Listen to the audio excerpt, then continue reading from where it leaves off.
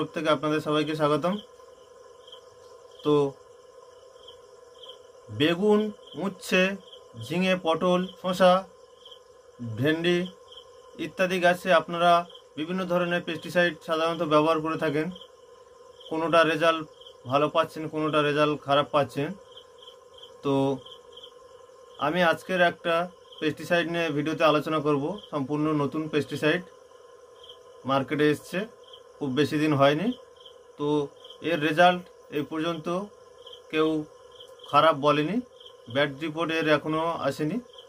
তো সেই পেস্টিসাইডের ভিডিও আজকের আলোচ্য বিষয়।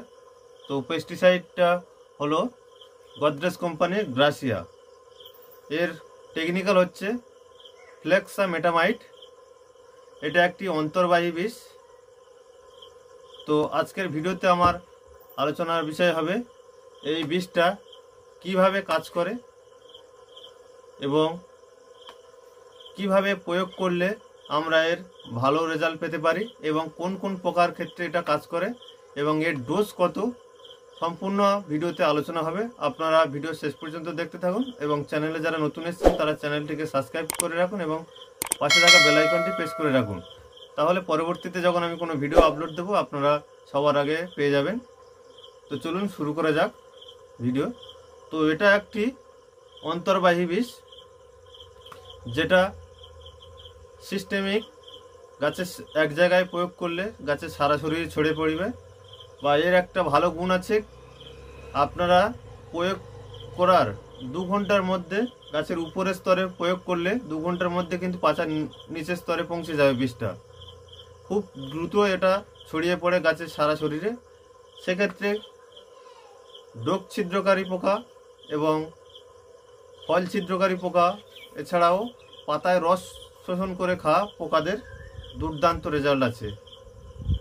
তো মোটামুটি আপনাদের প্রয়োগ করার চেষ্টা করবেন। এখন তো বর্ষার ওয়েদার, তো আগাছের ওয়েদার বুঝে আপনারা প্রয়োগ করবেন। মিনিমাম 2 থেকে 3 ঘন্টা বৃষ্টি হবে না এমন পরিবেশ বুঝে আপনারা এটাকে প্রয়োগ করবেন।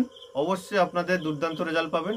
আপনারা বারবার ঘন ঘন প্রয়োগ করবেন, তখন কিন্তু পোকার রেজিস্ট্যান্ট হওয়ার সম্ভাবনাটা থেকে যায়।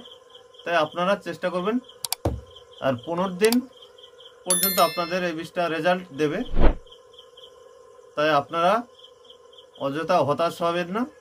এটা আপনারা প্রয়োগ করলে গাছটা পোকায় আক্রান্ত হওয়ার পরে একটু গাছের অবস্থা খারাপ হয়ে যায়।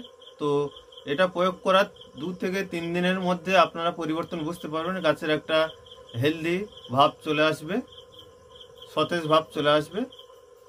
এটা প্রধানত যে যে পোকার ক্ষেত্রে কাজ করে সেগুলো হলো ডোক ছিদ্রকারী পোকা, সেটা বেগুনে অথবা ভেন্ডিতে ডোক ছিদ্রকারী পোকার কাজ করবে, বা ফল ছিদ্রকারী পোকার কাজ করে। নালি পোকা, জ্যাসিড এবং ম্যাপ পোকার ক্ষেত্রে এটা দুর্দান্ত রেজাল্ট আছে। সাদামাছির ক্ষেত্রেও কাজ করে বা মাকড়ের ক্ষেত্রেও কাজ করে, কিন্তু মাকড় বা সাদামাছি যখন বড় হয়ে যায় তখন এটা কাজ করে না। ছোট অবস্থায় যখন খুব ছোট থাকে, রস শুষে খায়, সেই সময় এই বিষটা প্রয়োগ করলে এর ভালো রেজাল্ট পাবেন এবং পোকাগুলো মারা যাবে।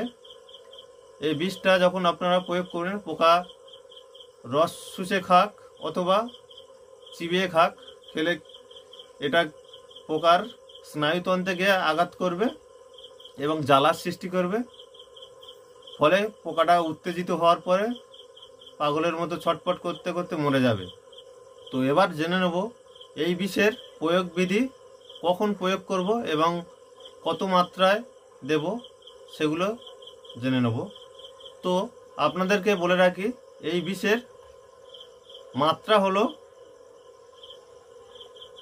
0.8 মিলিগ্রাম পার লিটার, অর্থাৎ 15 লিটার ড্রামে আপনারা 12 ml দিয়ে প্রয়োগ করবেন।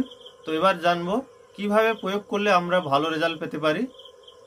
তো প্রথমে আপনারা, যদি আপনাদের 15 লিটারের ড্রাম হয়, আপনারা প্রথমে একটা ছোট পাত্রে 12 ml বিষটাকে প্রথমে ভালোভাবে কাঠি দিয়ে নাড়িয়ে নাড়িয়ে বীজটাকে ভালো করে ঘেঁটে নেবেন, তারপরে ওটা ড্যামে ঢেলে নেবেন এবং চেষ্টা করবেন জলটা যেন ঠান্ডা জল হয়। বিকালের টাইমে আপনারা এটাকে প্রয়োগ করবেন। 2 ঘন্টা বৃষ্টি যদি না হয় অবশ্যই আপনারা ভালো রেজাল্ট পাবেন। এটা সিস্টেমিক বিষ, গাছের সারা শরীরে 2 ঘন্টার মধ্যে ছড়িয়ে পড়ে, এটা দ্রুত ছড়িয়ে পড়ে গাছের সারা শরীরে। তো এমনই ইনফরমেটিভ ভিডিও পেতে আমাদের চ্যানেলের সাথে জুড়ে থাকুন। আমার একটু প্রবলেমের জন্য আমি বেশ কিছুদিন ভিডিও ছাড়তে পারিনি, তাই আমার চ্যানেলটা অনেকটা রিচ ডাউন করে দিয়েছে ইউটিউব। আপনারা একটু আপনাদের ভাইকে সাপোর্ট করুন, যাতে এমন সুন্দর সুন্দর আপনাদের ভিডিও দিতে পারি। তো চলুন, ভালো থাকবেন, সুস্থ থাকবেন, দেখা হচ্ছে পরবর্তী আর একটা ভিডিওতে।